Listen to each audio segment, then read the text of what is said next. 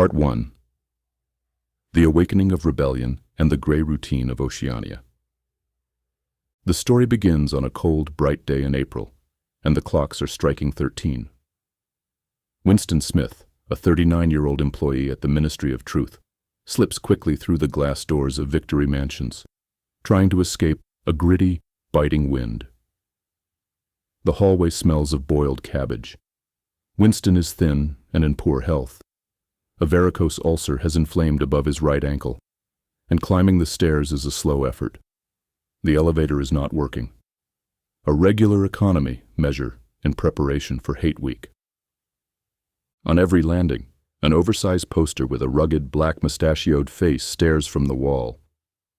Big Brother is watching you. Inside his apartment, Winston is immediately under the scrutiny of the telescreen, an oblong metal plate embedded into the wall. The telescreen cannot be turned off.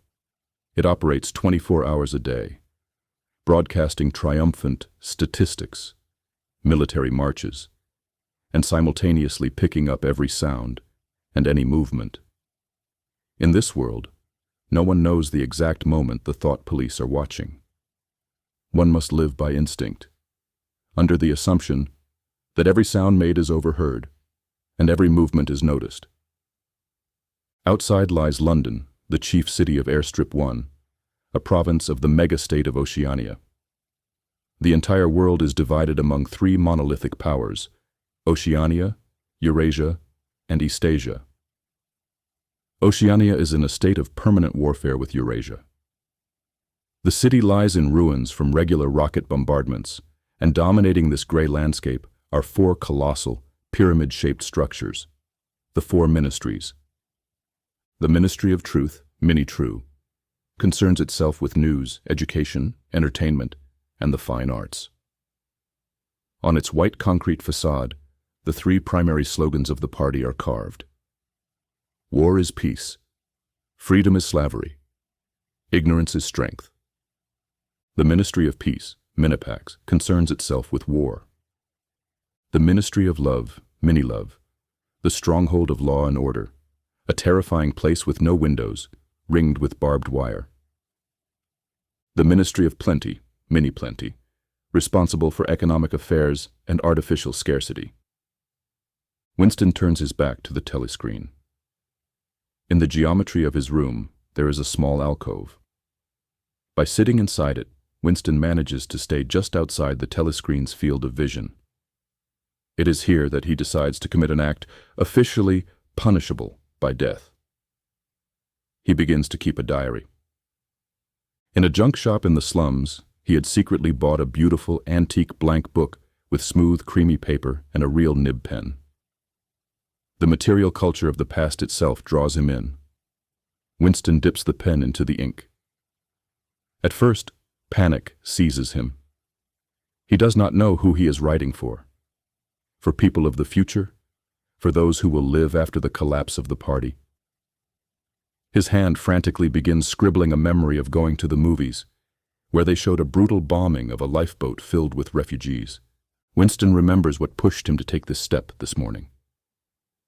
At work, in the Ministry of Truth, just before the 2 minutes hate, he caught a glimpse of two people.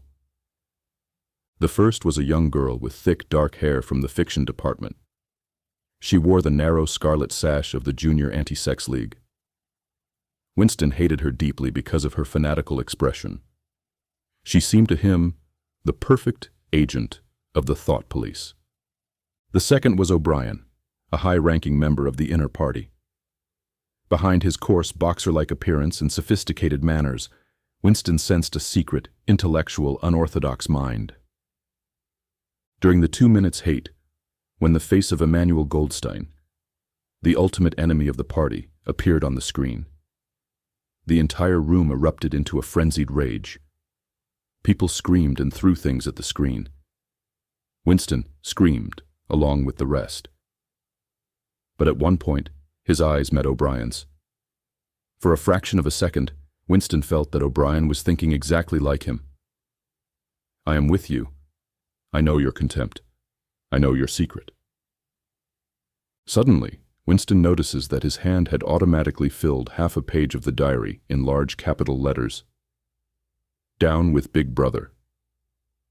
Overcome with terror, he is about to close the book when there is a knock at his door. The knock at the door is not the thought police.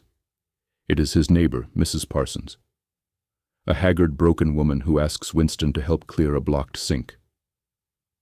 Her husband, Tom Parsons, is a stupid but fiercely loyal party activist. The most terrifying element of this apartment is their children. A boy and a girl dressed in the uniform of the Spies Youth Organization. They behave like wild beasts, aiming toy pistols at Winston, shouting accusations of thought crime, and demanding to go see the execution of prisoners. Children in Oceania are systematically turned into spies. They are ready to denounce their own parents at the slightest suspicion. Returning to his room, Winston realizes he is already a dead man. Thought crime does not entail death. Thought crime is death. That night, Winston has a dream. He sees his mother and his tiny sister sinking into a deep well, sacrificing their lives for him. Winston understands that their deaths belong to a time when private human affections, tragedy and love, still existed, unmonitored by the state. In a second dream, he sees the girl with dark hair tearing off her clothes in a single, magnificent, free gesture. This gesture strikes Winston as something that annihilates the entire party ideology. In his sleep, he hears O'Brien's whisper, "We shall meet in the place where there is no darkness." The morning nightmare continues with the physical jerks. A shrill woman from the telescreen screams at Winston, forcing him to bend lower and touch his toes despite the agonizing pain in his ankle. Winston goes to work. His workstation is a small cubicle in the Ministry of Truth, equipped with pneumatic tubes and 3 slots in the wall, so-called memory holes, where unneeded documents are dropped to be consumed by furnaces. The core of Winston's job is the falsification of the past.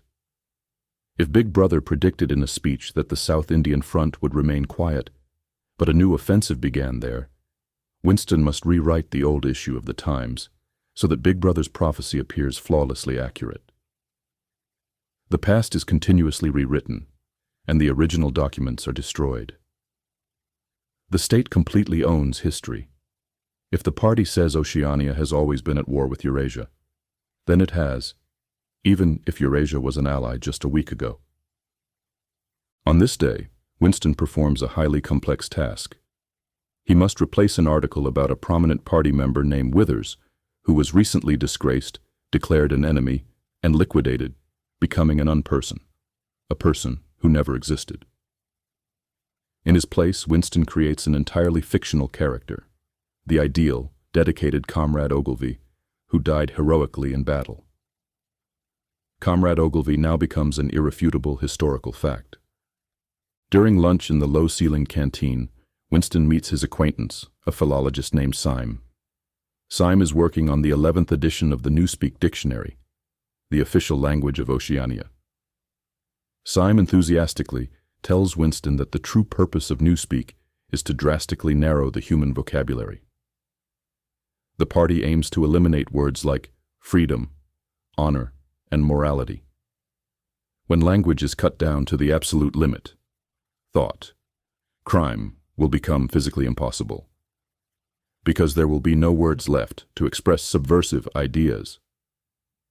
Winston looks at Syme and realizes Syme will be vaporized. He is too intelligent. The party does not like such people. At that exact moment, someone at a neighboring table is quacking rapidly and monotonously, like a duck. Syme calls this duck speak, the ability to speak entirely without involving consciousness, rattling off ready-made party slogans straight from the larynx. Looking around, Winston spots the dark-haired girl watching him intently again. A cold sweat breaks out across his body. A rigid caste system operates in Oceania. The inner party, the elite, the outer party, the bureaucrats to which Winston belongs, and the proles, the proletariat, who make up 85% of the population. The proles live in slums. The party does not interfere in their lives as long as they work and provide the state with labor. The proles are allowed to drink cheap gin, play the lottery, and read trashy tabloids. The party slogan states, "Proles and animals are free." Writing in his diary the sentence, "If there is hope, it lies in the proles," Winston realizes that only this massive mass of people has preserved the primal human strength capable of breaking the chains of the party regime. But the tragedy of the proles is that until they become conscious, they will never rebel. And until after they have rebelled, they cannot become conscious. Winston commits a dangerous act. Instead of going to the community center, he goes for a solitary walk down the dirty streets of the proletarian outer quarters. He wants to find any living evidence of the past, to understand whether life before the revolution was truly worse. He enters a pub and tries to strike up a conversation with an old man. But the old man's memory is shattered into fragments. Instead of historical facts, he remembers only trivial, everyday details. Winston realizes with bitterness that history has been permanently erased. Walking further, he stumbles upon the junk shop where he previously bought the diary. The owner of the shop is an old man named Mr. Charrington, who seems to be a kind and old-fashioned person. He shows Winston antique objects, an engraving of the ruined church of St. Clement's Dane, an old pocket watch. Most importantly, Charrington shows Winston a cozy living room on the second floor of the shop. This room has no telescreen at all. Here, Winston also buys another artifact of the past, a heavy, smooth lump of glass, inside of which a pink coral is embedded. This coral seems to him a symbol of pure, useless beauty. Winston leaves the shop. It is already growing dark outside. Suddenly, his heart skips a beat. A few meters away, he spots a figure in the blue overalls of the outer party. It is the dark-haired girl. She is walking straight behind him, evidently having tracked him all the way to the proletarian quarter. A wild animal terror grips Winston. There is no doubt now, she is a thought police agent. He has been caught red-handed wandering without permission. Violent thoughts flood Winston's mind. He wants to catch up to her, smash her head with the heavy piece of glass he just bought, just to save himself. But physical weakness and fear paralyze him. He manages to limp back to his house. Returning to his apartment, Winston sits in his alcove before the diary. His thoughts are tangled. On the telescreen, an announcer reads out the latest absurd figures regarding the overfulfillment of the shoe production plan, though Winston knows half the population of Oceania goes barefoot. He takes his pen and writes down the fundamental principles of the party's mind control. The party told you to reject the evidence of your eyes and ears. It was their final, most essential command. But Winston finds the strength to write down his ultimate truth. Freedom is the freedom to say that 2 + 2 make 4. If that is granted, all else follows. The first part of the novel ends on a note of inescapable doom. Winston Smith has made his choice. He has declared war on a system capable of destroying not just people, but truth itself. He knows they will come for him, but his personal evolution from a faceless cog to a thinking rebel has officially begun. Part 2. The Bloom of Freedom and the Hidden Trap. Several days have passed. The tension inside Winston has reached its limit. And then, during a gray workday in a long corridor of the Ministry of Truth, an event occurs that turns his life upside down. Walking toward Winston is the very same dark-haired girl from the fiction department. Her arm is in a sling. As she draws level with him, she slips and falls to the floor. Winston, obeying a human impulse, helps her up. In that brief moment of physical contact, the girl deftly slips a tiny scrap of paper into his palm. Winston returns to his cubicle.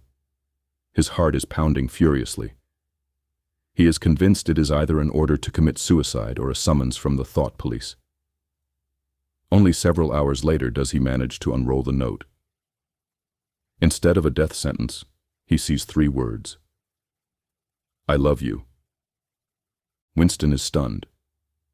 In the world of Oceania, where love is outlawed and marriage is permitted only to breed loyal party members, such an admission is equivalent to a political explosion.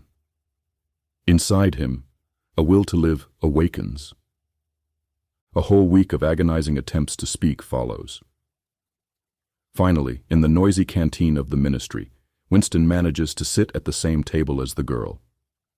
Speaking with stone faces, never looking at each other, they arrange a meeting. She dictates a complex route. Sunday, a suburban station, a woodland clearing hidden from telescreens. Sunday arrives. Winston travels out of town, walking down paths until he finds a clearing hidden deep within the woods. There are no telescreens here. The natural world seems to Winston to be the very place from his dreams, the golden country. The girl's name is Julia. Tearing off her mask of a stern activist, she rips off the scarlet sash of the Anti-Sex League and throws it onto the grass. Julia turns out to be a practical, cynical rebel. She is 26 years old. She does not believe in a grand revolution and does not try to overthrow the party intellectually. Her rebellion is a rebellion from the waist down. She wants to live, enjoy pleasure, and break rules while remaining undetected. Julia admits that Winston attracted her because the look of nonconformity was written right on his face. She openly states that she has slept with many party members. To Winston, this confession sounds like music. The more corruption there is in her, the better. Their first sexual encounter becomes not just an act of passion, but a deliberate political blow against the authority of Ingsoc. The lovers' lives turn into a highly complex game of espionage. In Oceania, it is impossible to meet regularly without drawing suspicion. They wander through the ruined streets of London, seizing brief moments for conversation. Julia explains to Winston the deep psychological essence of the party's doctrine. Why does the party pursue sex so fiercely? Because the sexual impulse creates a world outside the state's control. Sexual fulfillment produces a state of happiness and self-sufficiency that the party cannot manipulate. Sexual energy is deliberately suppressed by Ingsoc so that it can be transformed into fanatical rage, hysteria during the 2 minutes hate, and blind worship of Big Brother. Julia works on machines that churn out cheap pornographic novels for the proles. She herself despises this work, but she acts out her devotion flawlessly. She goes to rallies, paints banners. She teaches Winston the primary rule of survival under a totalitarian regime. If you keep the small rules, you can break the big ones. Brief meetings in the forest are not enough for Winston, and so he commits a crazy act. He rents the small room on the 2nd floor of Mr. Charrington's junk shop. Old Charrington agrees, assuring him that there is no telescreen in the room. This room becomes their oasis of the lost past. Here, Julia brings contraband goods available only to the inner party. Real sugar, white bread, real coffee, and even perfume. Winston sees her wearing makeup for the first time. They drink coffee, looking out the window at a heavy-set proletarian woman who sings a simple song and hangs out laundry in the yard. Winston looks at the antique glass paperweight with the coral inside and thinks that this room is like that glass, protecting their fragile world from the madness outside. However, the first omens of nightmare appear in this idyll. From a hole under the baseboard, a rat suddenly leaps out. Winston turns pale. A paralyzing horror grips him. This is his deepest childhood nightmare. Julia calms him down and plugs the hole, but the ominous sign has already been given. The atmosphere in London grows electric. The city is feverishly preparing for Hate Week. Syme, the too intelligent philologist, suddenly vanishes. His name is erased from lists. He no longer exists. He has become an unperson.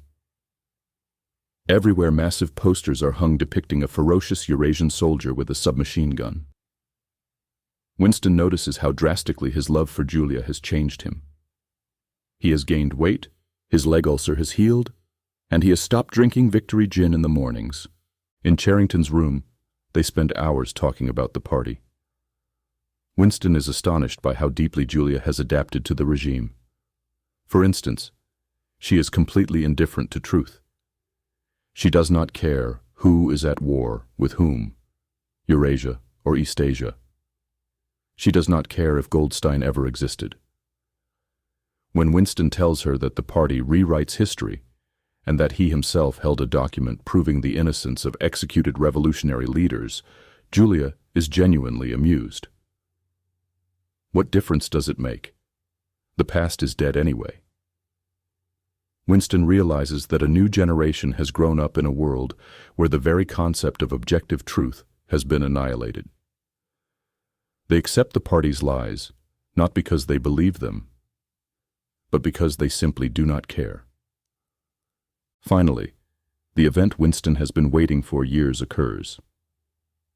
In a corridor of the Ministry of Truth, O'Brien stops him. The high-ranking official praises Winston for his articles in Newspeak and offers to let him look at a new, yet unpublished edition of the dictionary. Right in front of a telescreen, O'Brien writes his address on a slip of paper and hands it to Winston. This is a veiled invitation. Winston understands that the fateful step has been taken. The conspiracy exists, O'Brien is part of it, and there is now no turning back. His relationship with Julia, everything was leading him inexorably to this point. A premonition of early death grips Winston, but he accepts his fate. Before heading to O'Brien's, Winston and Julia spend the night in Charrington's room. Winston wakes up in tears. He dreamed of his mother. He remembers his selfish childhood, how he constantly demanded food from his starving mother, and how he once snatched the last piece of chocolate from his tiny sister and ran away. When he returned, his mother and sister were gone. Winston realizes a vital thing. The proles, despite their ignorance, have remained real human beings. They have stayed loyal to their feelings, to love, pity, and devotion. The party, however, has purged everything human from its members. Winston and Julia discuss the inevitable. They will be caught. Julia says the thought police can make them confess to everything, but they cannot make them stop loving each other. Winston agrees. Confession is not betrayal. Betrayal is if they make me stop loving you. They believe that their inner selves will remain inviolable. The lovers arrive at the luxurious residential quarter of the inner party where O'Brien lives. Winston is amazed. It smells of good tobacco, and most importantly, O'Brien switches off his telescreen with a casual click. Inner party members are allowed this luxury for a short time. Winston openly declares that he and Julia are thought criminals, enemies of the party, and want to join Goldstein's secret organization, the Brotherhood. O'Brien accepts their confession without a hint of surprise. He pours them wine. A ritual begins. O'Brien asks them questions about what they are willing to do to destroy the party. Are they prepared to murder innocent people? To commit acts of sabotage? To commit suicide? To all questions, Winston and Julia answer yes. But when O'Brien asks if they are prepared to separate and never see each other again, Julia instantly screams, "No!" Winston confirms her words. O'Brien promises to include them in the Brotherhood's network. He explains that the Brotherhood is held together only by an idea. If Winston is caught, no one will help him. O'Brien promises to secretly deliver Goldstein's main book, the Manifesto of the Opposition, to Winston. Before leaving, Winston asks, "We shall meet in the place where there is no darkness?" O'Brien, with an impenetrable face, nods. "In the place where there is no darkness." The climax of Hate Week arrives. something incredible happens.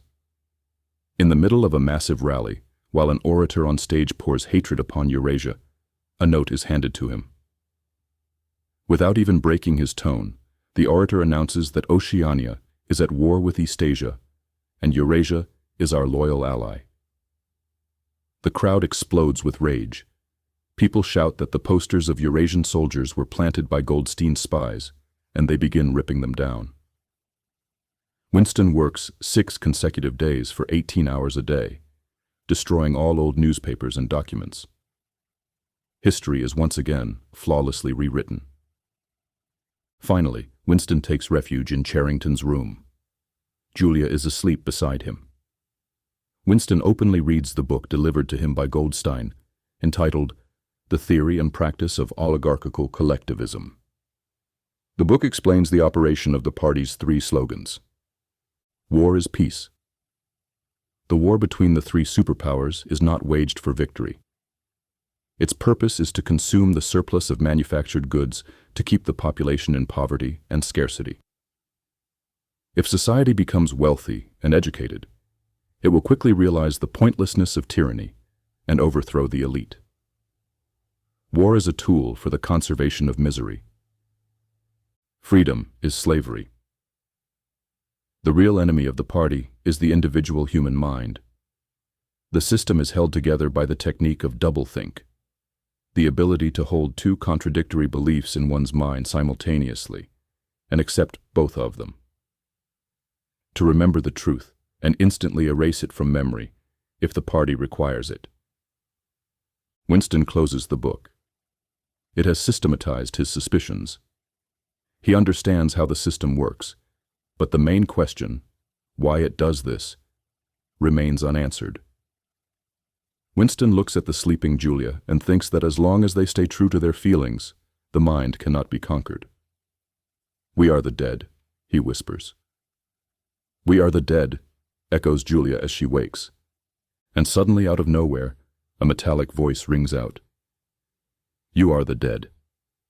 Winston and Julia freeze. The voice comes from the wall. Winston tears down the old engraving. Hidden behind it is a concealed telescreen. Every breath they took, every word had been recorded. The window is smashed inward, and troopers in black uniforms flood the room. Julia is struck hard in the stomach and brutally dragged away. Winston is paralyzed with fear. Mr. Charrington walks calmly into the room. But he is no longer that kind old man. His posture is straight, his face looks younger, his gaze sharp and piercing. Winston realizes with horror that Charrington is a regular officer of the thought police.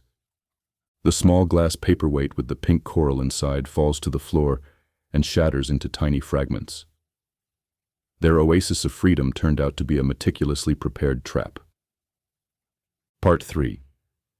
The Inquisition of Mind and Absolute Defeat. Winston Smith is in the place where there is no darkness. It is a massive, cold, solitary cell inside the Ministry of Love. There are no windows, and the walls are lined with white porcelain brick, flooded by the continuous glaring light of powerful lamps. In this cell, it is impossible to determine the time of day. Winston sits on a narrow bench, suffering from intense hunger. He vaguely hopes that the Brotherhood will send him a razor blade so he can commit suicide before the torture begins. A succession of other prisoners passes through his cell. First, Winston sees ordinary criminals and proles. Ordinary thieves and murderers act defiantly, cursing at the guards. Thought criminals, however, are pale, terrified, crushed people. For any microaction is punished by a roaring voice from the wall telescreen. To Winston's horror, his neighbor, Tom Parsons, is brought into the cell. It turns out this devoted fanatic had been muttering, "Down with Big Brother," in his sleep, and his own 7-year-old daughter denounced him. Parsons is not angry at his daughter. On the contrary, he is proud of her vigilance. Next, the emaciated poet Ampleforth is brought in, who committed a thought crime because he left the word God in a poem.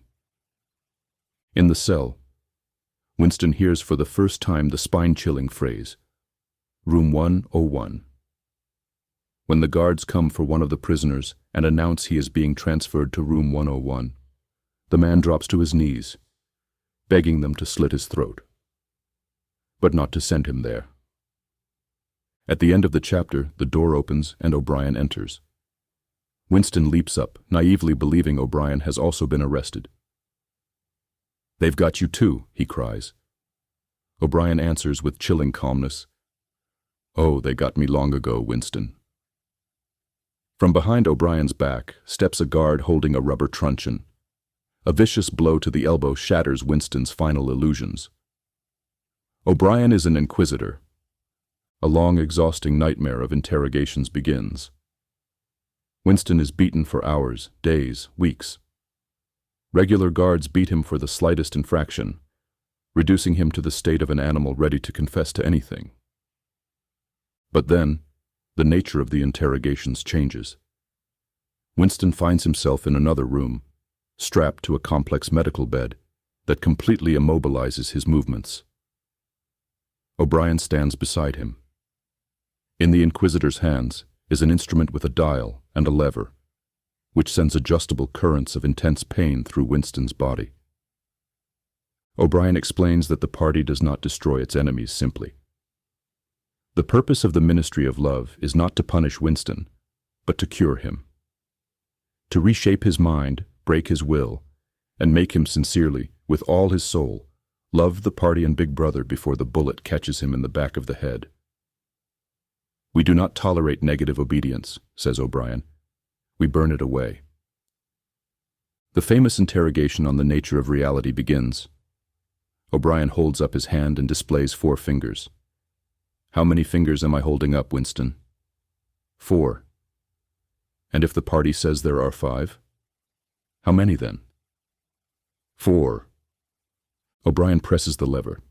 A blinding flash of unbearable pain pierces Winston's body. O'Brien repeats the question. Winston screams, 5, 5. But the Inquisitor shakes his head. "No, Winston, you are lying. You say it only to make the pain stop. You must genuinely see 5 fingers." The lever goes down again. Winston understands a terrifying truth. The party demands the total destruction of objective reality. The past exists only in records and in human memory. Since the party controls both documents and the minds of its citizens, the past becomes whatever the state wants it to be. At one point, at the peak of pain and doublethink, Winston actually does see 5 fingers instead of 4 for a fraction of a second. His mind is beginning to surrender. Winston's re-education transitions to the second stage, the stage of understanding. O'Brien removes some of the restraints. Winston asks the question that has tortured him his entire life. "I know how the party holds power, but I don't know why. What is it all for?" Winston expects O'Brien to answer with a standard party phrase about the good of the majority. But O'Brien mocks him brutally. "The party seeks power entirely for its own sake," O'Brien proclaims. "We are not interested in the good of mankind. We are interested solely in pure power. Not wealth, not luxury, but control over the minds and bodies of men." O'Brien paints a chilling picture of Oceania's future for Winston. It is a world where there will be no emotions other than fear, rage, and humiliation. A world where love, friendship, art, and science will be completely destroyed. The family will be dismantled. The orgasm will be eradicated by scientists. And the only remaining loyalty will be to Big Brother.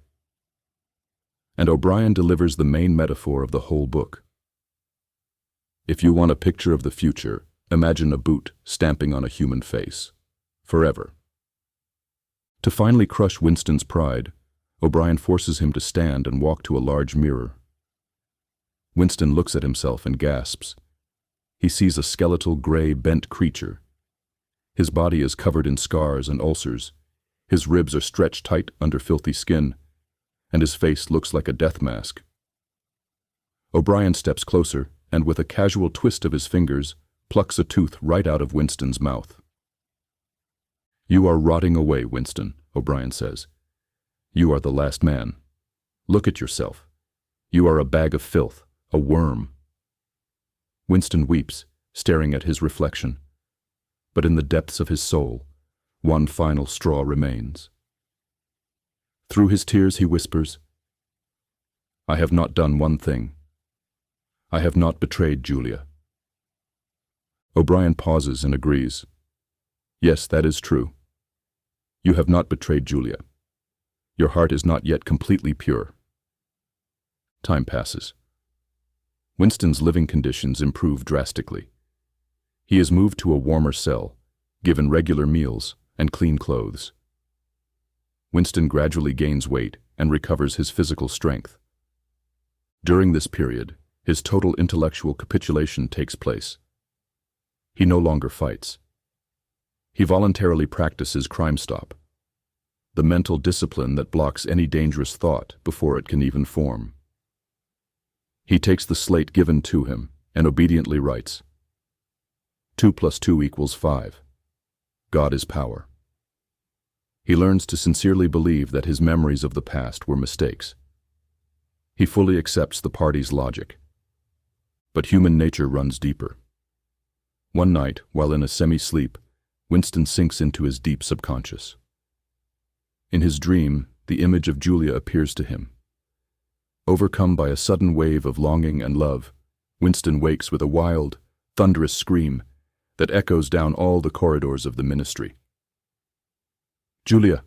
Julia! Julia! My love! Julia!" Coming to his senses, Winston is horrified. He realizes he has made a fatal error. His mind obeys the party, but his heart still hates the system. He understands that to die hating the party, that is the only true freedom. If he can maintain this hatred until the exact second of his execution, he will win. O'Brien enters the cell immediately. He heard everything. "Winston," says the Inquisitor, "tell me honestly, what are your true feelings toward Big Brother?" Winston looks straight into the eyes of his torturer and answers, "I hate him." O'Brien sighs. "You hate him. Well then, the time has come to take the final step. You are going to room 101.